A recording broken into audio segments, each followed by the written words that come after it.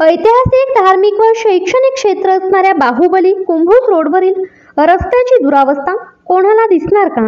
रस्त्याचा वाली कोण? निवडणुकीचे वारे सुरू झाले की ऐतिहासिक वास्तू, धार्मिक ठिकाणे, खास करून येता जाता सर्वांना दिसणारे म्हणजे रस्ते यांच्याविषयी सर्वांचे प्रेम उतू जाते।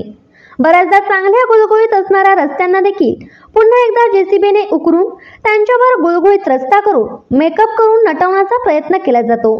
पण दुर्दैवाने काही रस्त्यांचे नशीब हेही असत नाही। अशाच एका रस्त्याची कहाणी, ती म्हणजे आपल्या देशामध्ये प्रसिद्ध असे असणारे एक पर्यटन स्थळ बाहुबली। प्रसिद्ध तीर्थक्षेत्र व शैक्षणिक केंद्र आहे। तिकडे जाणारा 800 मीटर लांबीचा रस्ता कित्येक वर्षापासून विकासाच्या प्रतीक्षेत आहे।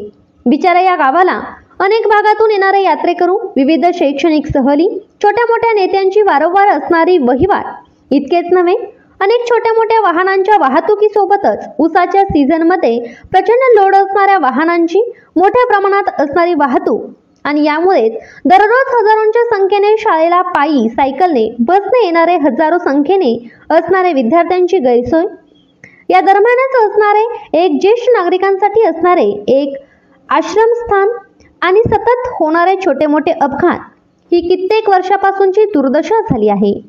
या ठिकाणी कोट्यवधीपेक्षा जास्त रक्कम लागत असेल का, असा प्रश्न मला पडला आहे।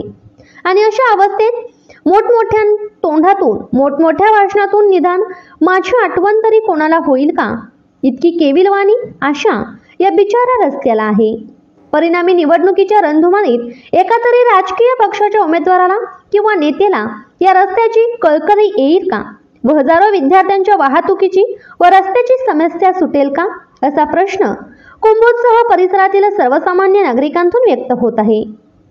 परिणामी सदर रस्त्याबाबत निवडणुकीत अनेक घोषणा होतील, परंतु सादर रस्त्याचे काम करणारा लोकप्रतिनिधी पाहिजे, असाही सवाल सर्वसामान्य नागरिकांतून उपस्थित होत आहे।